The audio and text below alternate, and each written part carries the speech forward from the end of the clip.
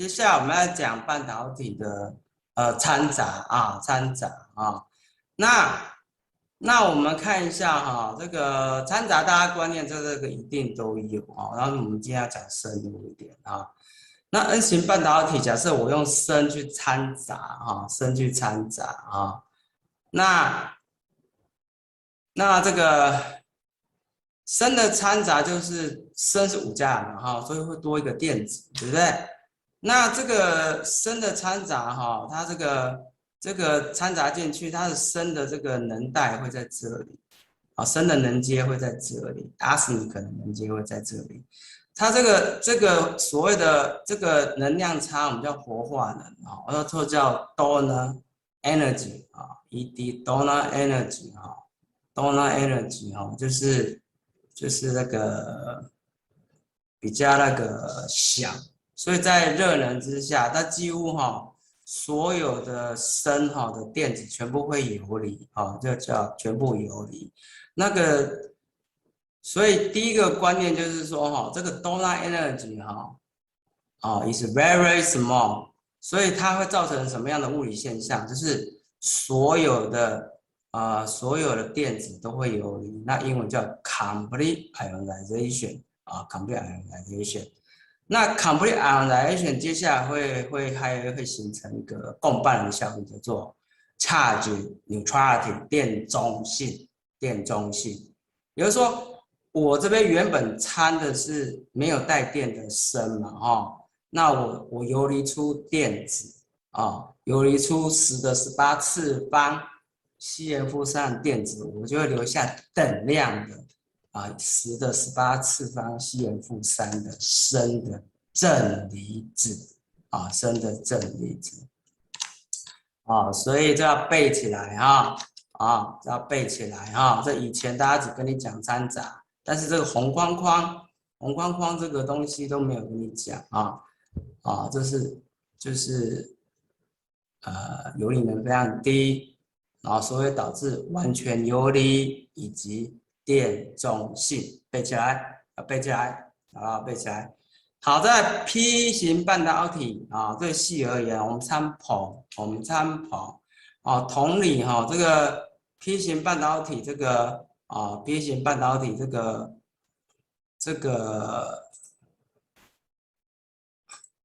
P 型半导体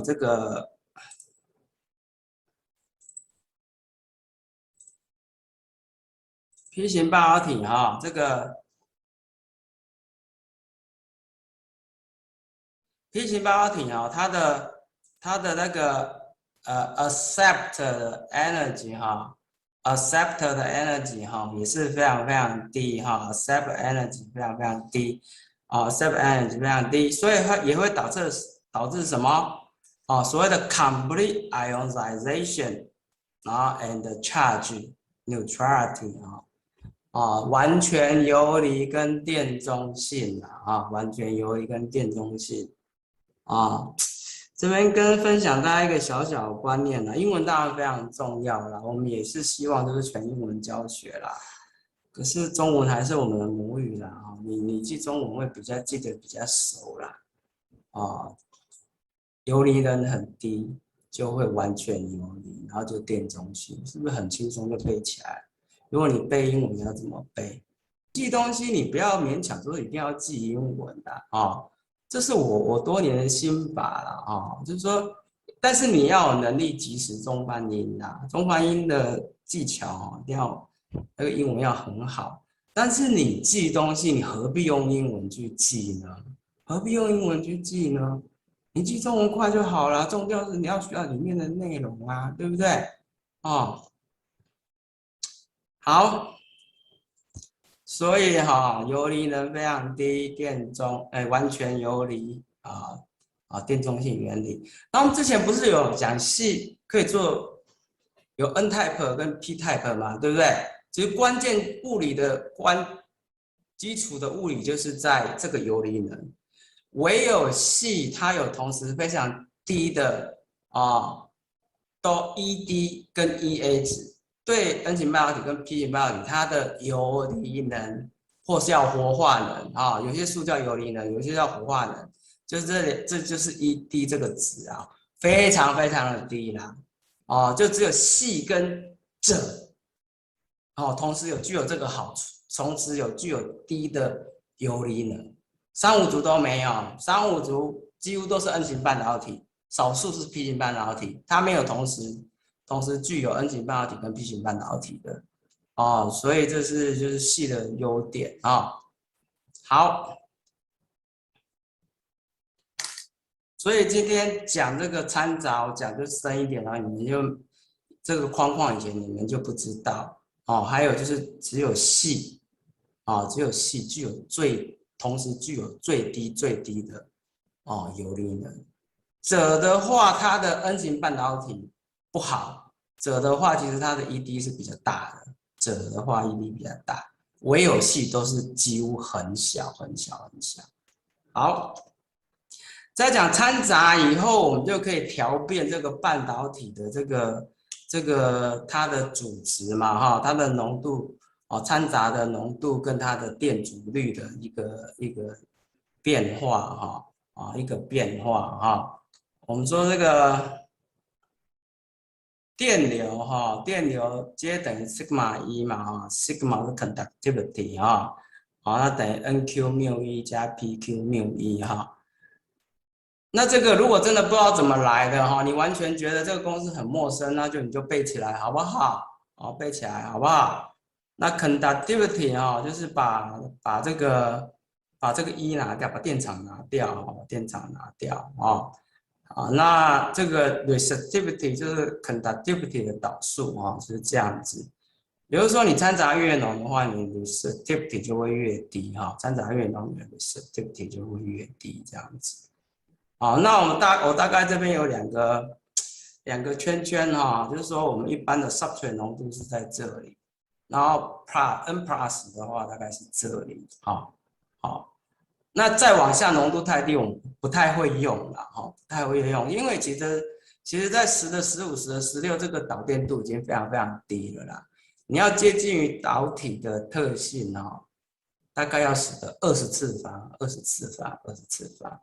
那我们后面那个离子布质会教哈，那不同的布质哦，它浓度要怎么设定？所以大概都是介于10的15次方到20次方的变化，哦，在silicon technology 里面哦，它理论上它可以变化到这么宽广的范围，可是我们实用上是落在这个10的15到10的20哦，大家稍微记一下。那这个掺杂浓度，这个 resistivity 可以用4点探针去量，一个半导体薄膜可以用4点探针去量它的 resistivity。那你可以借由这张图哈，去反推你的半导体掺杂浓度啊。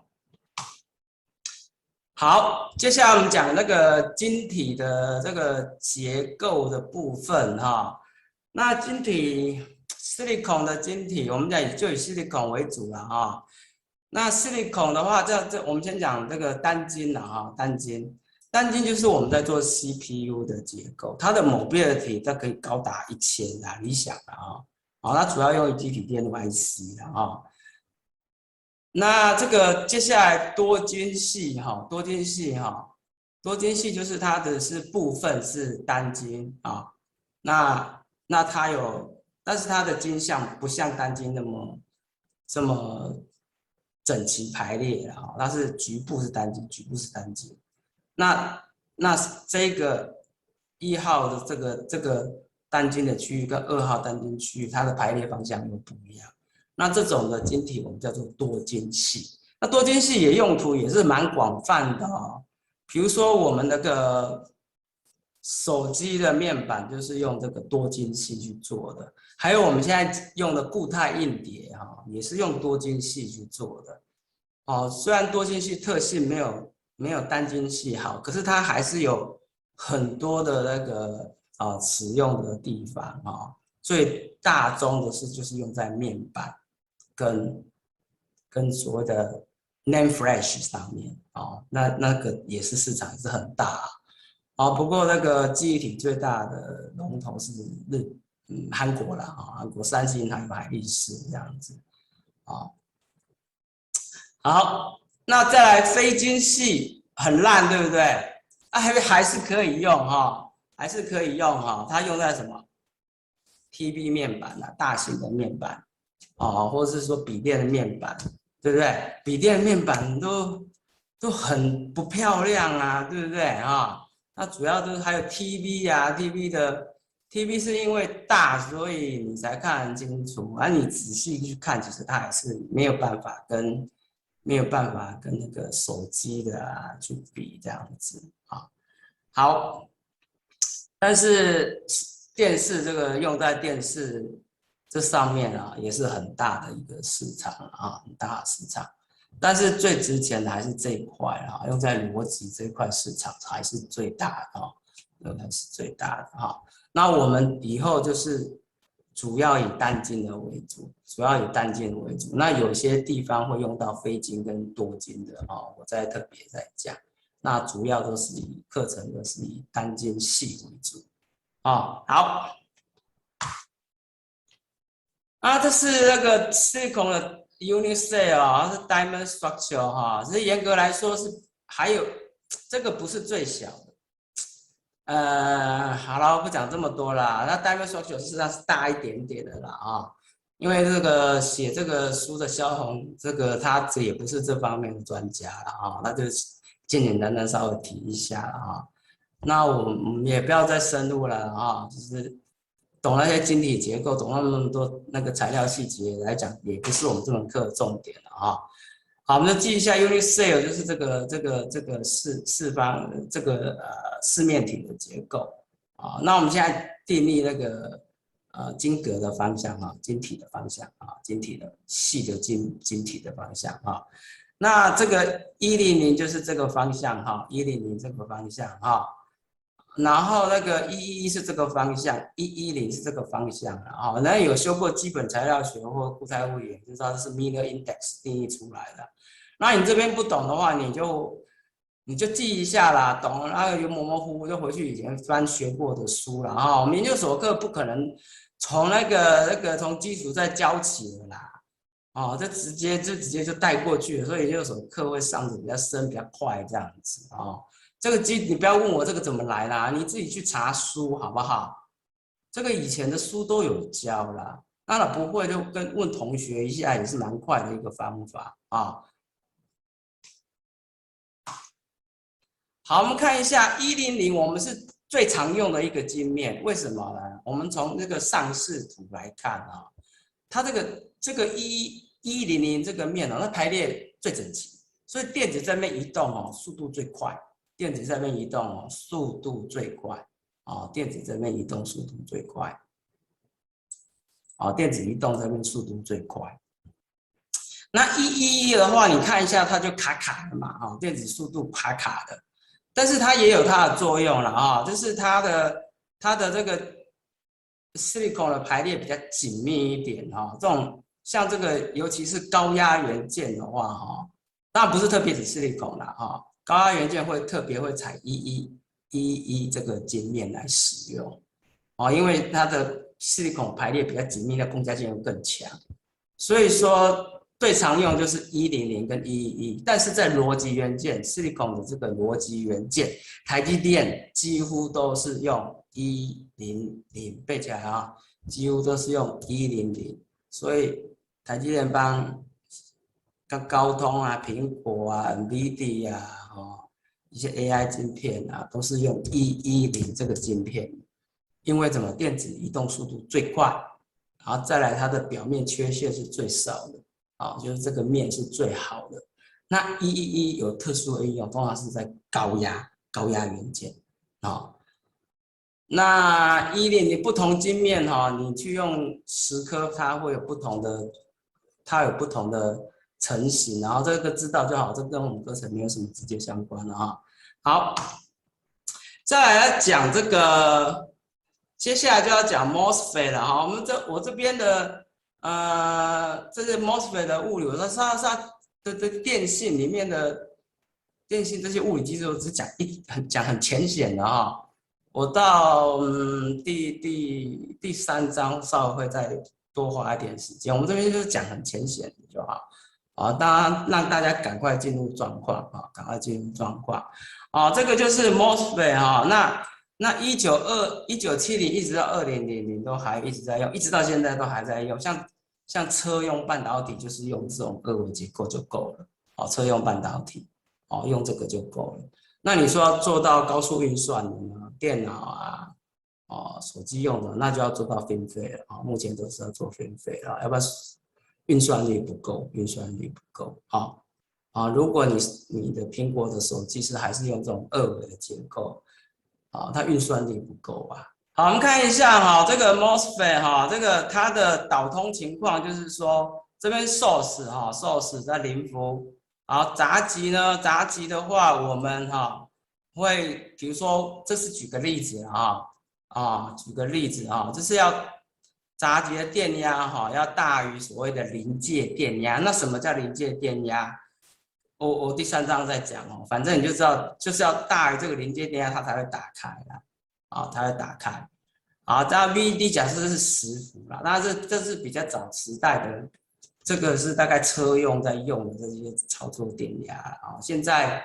手机不可能用那么大，连电脑也不可能用那么大因为这个会很耗电。但是对车用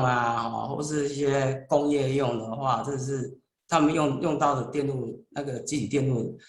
的电解体数目没有那么多所以他们高压操作也没有什么问题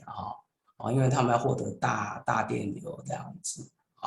好，所以高压操作它也不需要缩小汽车电子要 IC 那么小干嘛？要跟手指大干嘛？汽车那么大，对不对？那工业产品也很大所以说这个工业产品跟那个汽车用电子不需要很先进的制程，反而是手机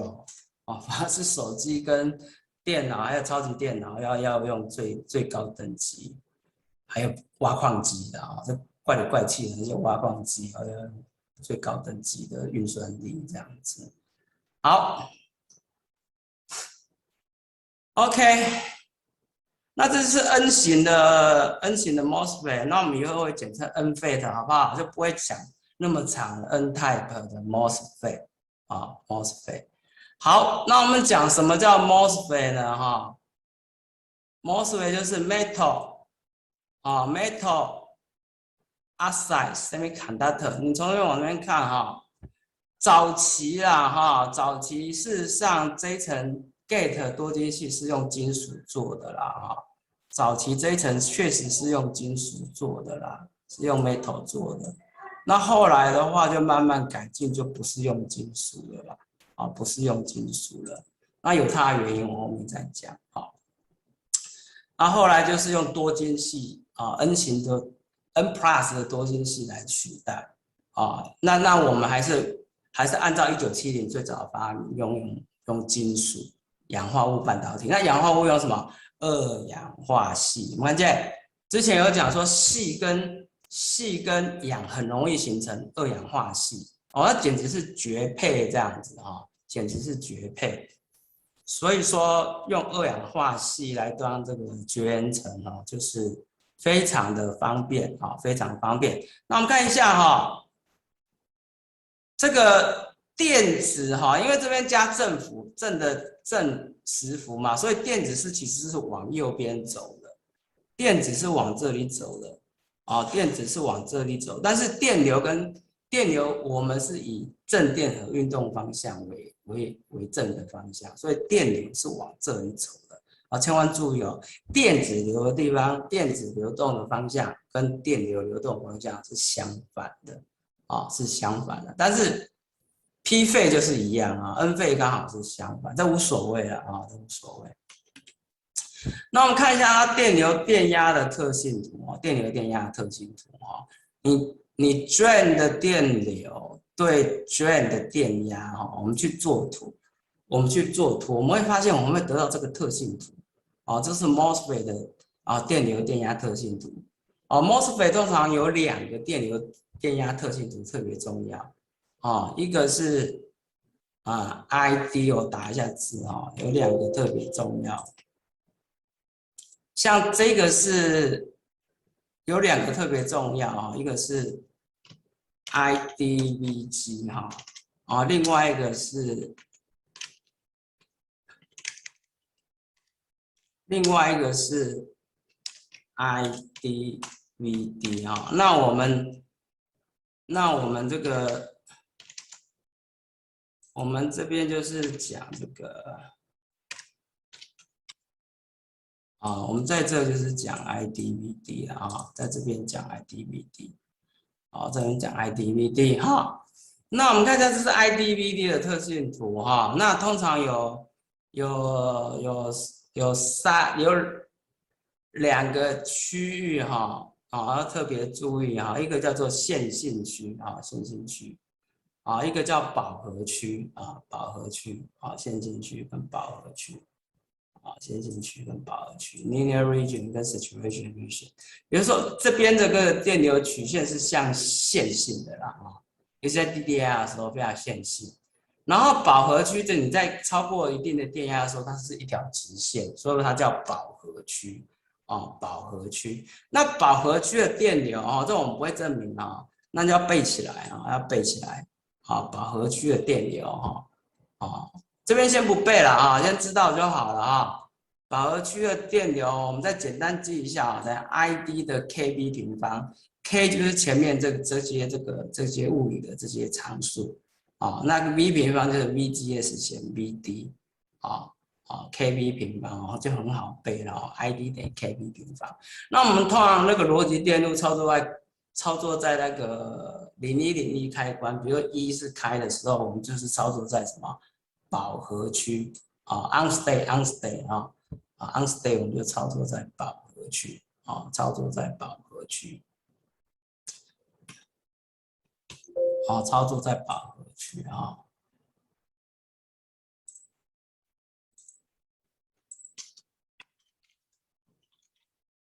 那 offstate 就是00嘛，offstate 就是00嘛，哈，offstate 就是00啊。好，offstate 就是00了哈。好，那这边有个要特别注意的时候，你不同的，我们再看一下这不同的 Vg 减 Vth 的值哈，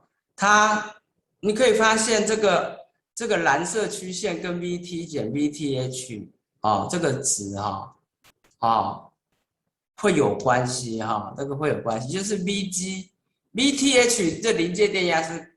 对一个制程来讲它是固定的啊，假设。像这个尺寸这么大，这可能是0.25的制程啊，可能是0.5的制程啊，哦，这蛮大的0.5，假设是0.5的制程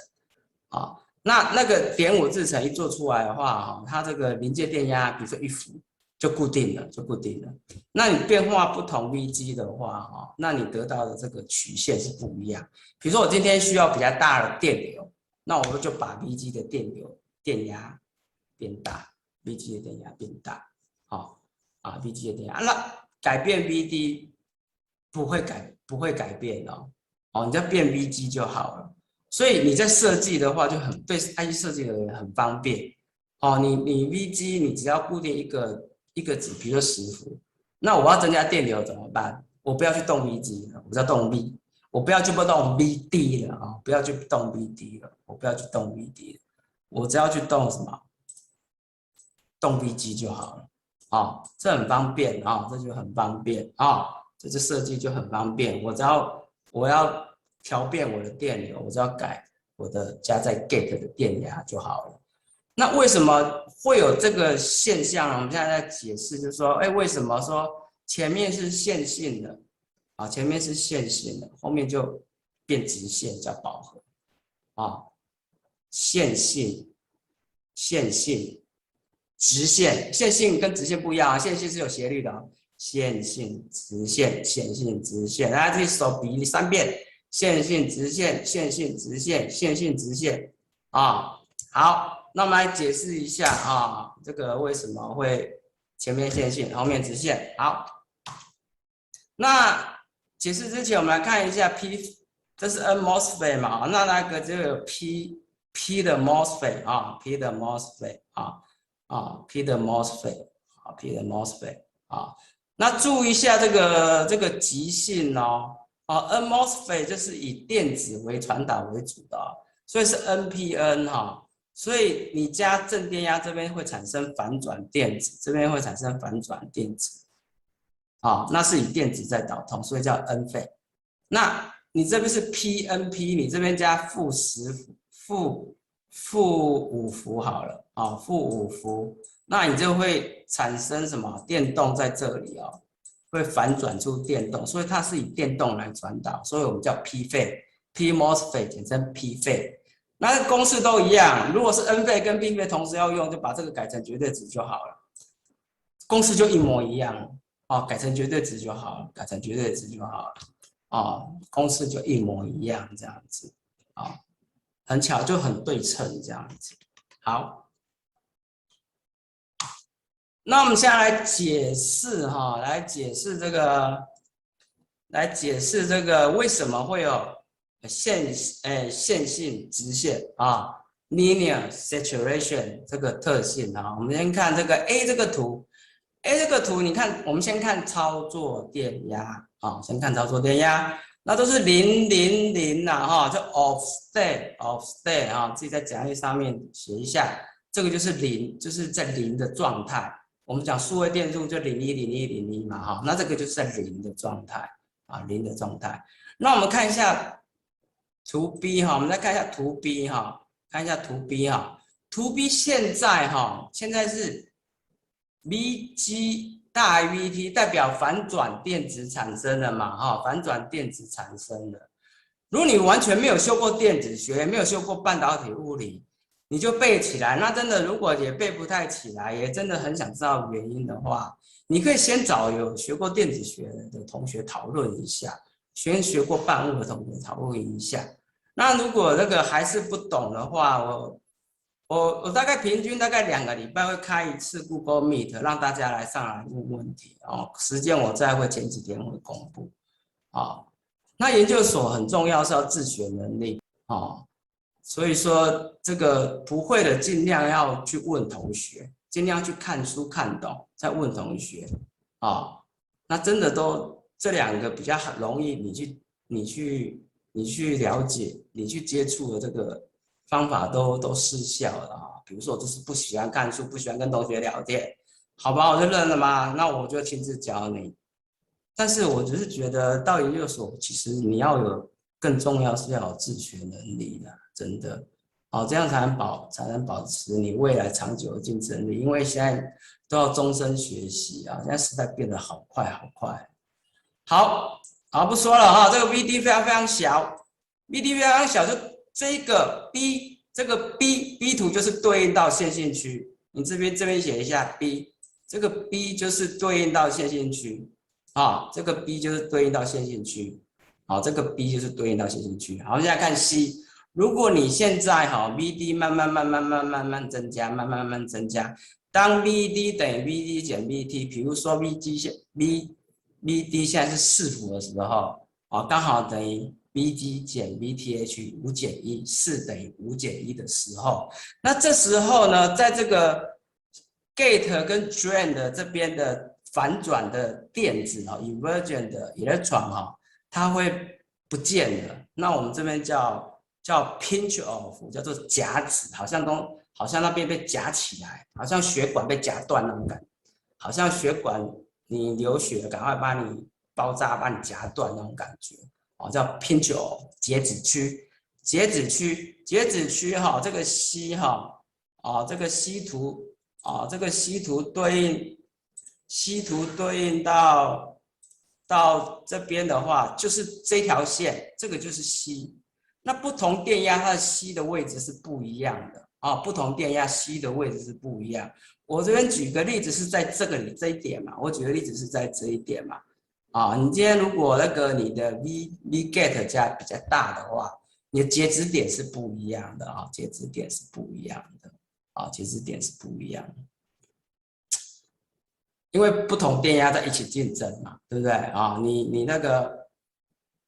Vg 越大的话，你的截止点 Vg 越大的话，你的截止点就会越大。好，那现在看 D 如果我 Vg 大于 Vd 呢那我这个在这边的截止点的话，它会微微的往后退啊，微微网 OK，可是它这边还会，它在这个区域哈、会有形成一个大电场，所以这个电子哈、就会被这个大电场扫过去，扫过去以后，它电流就变成一个定子，哦，电流变成一个定子就在这，哦这边就有截止点嘛，那到这个区域的话哈、超过截止点，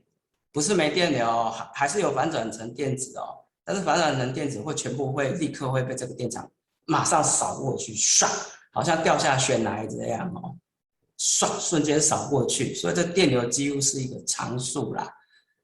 当然，未来到纳米电子到14纳米会修正啦，啊，但是我们先讲普遍的情况啊，普遍的情况啊，普遍的情况啊，就是电子学教的情况啊。那现在其实这个要修正，到后面我们再讲。啊，所以这个图跟这四张图跟对应这个电流电压特性曲线要背起来哦，要背起来哦，要背起来哦，当然也没有叫你们死背啊，画的很，其实如果对大学部修电子学的话，这样死背的。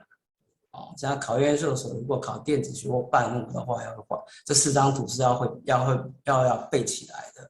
要会画，然后要快速画出来，然后把它电流的曲线，要会解释它对应到哪里。好，那这个就是 of 这一点嘛，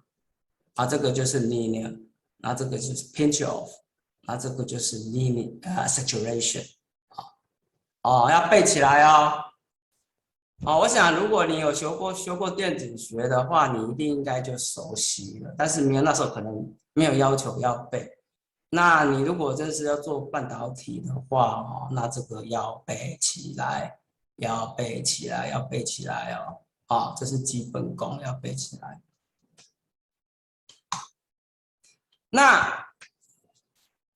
那有 NMOS， 我们知道 NMOS 那 PMOS 其实它电特性行为也是这样子啊，你要把电压改成绝对值就好。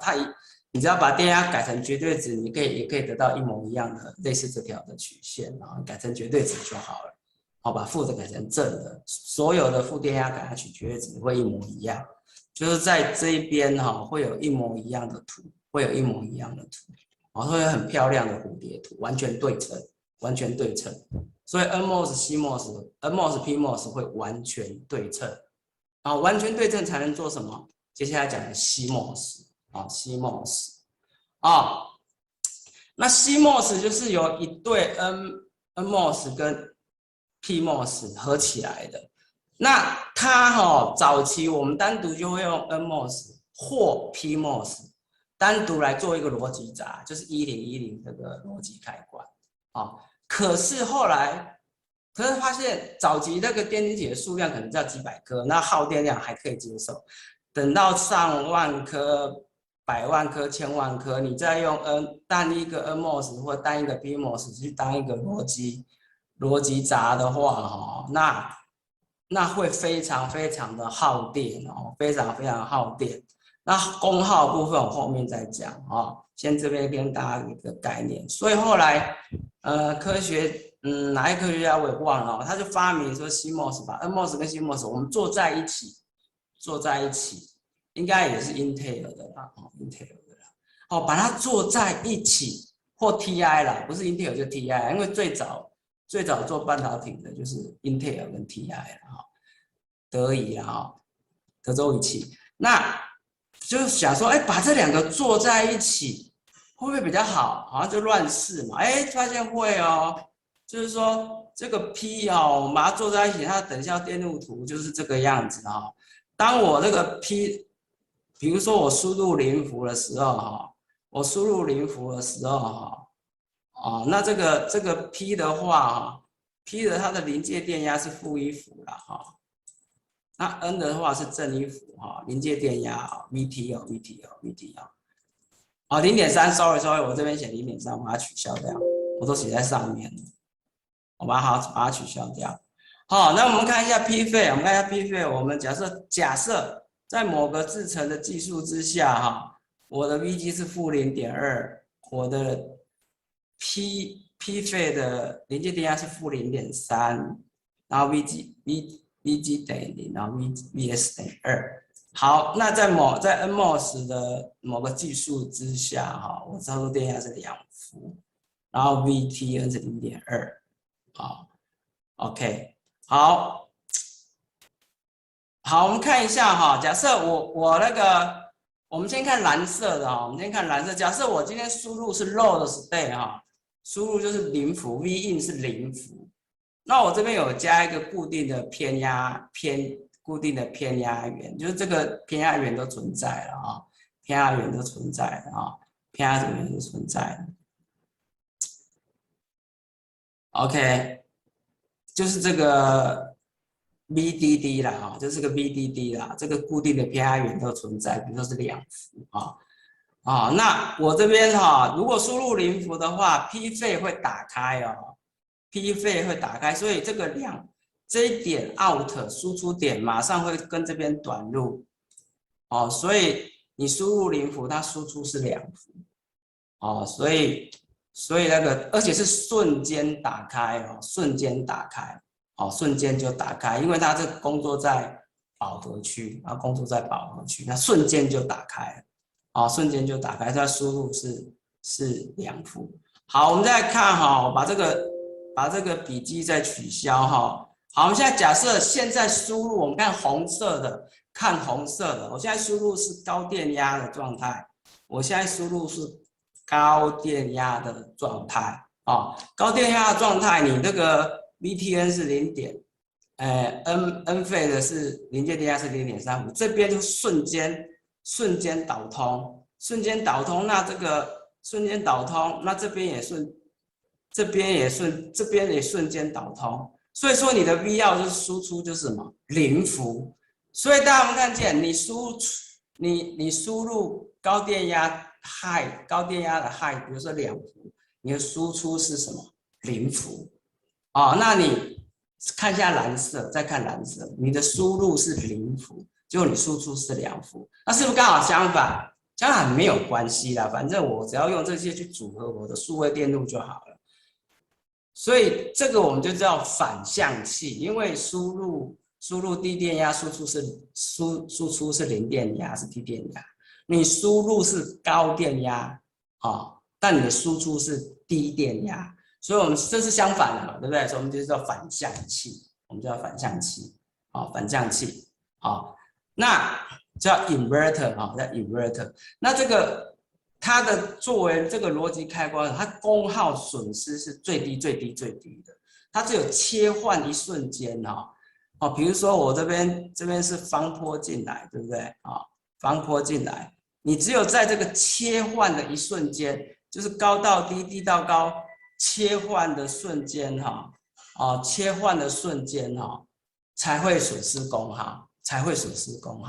所以说用这个 inverter 当做基本的逻辑的电路的单元对整个 IC 来讲是最省电的是最省电的。早期你要单一个 NMOS 或者单一个 PMOS 来做逻辑电路都没有问题，完全没有问题。甚至你现在用 NMOS、PMOS 来做个很复杂的基体电路也没有问题，但是就是功耗会很大，异常不大可能会耗掉，比如说你用那个 NMOS， 全部用 NMOS 做 CPU， 你们耗电可能是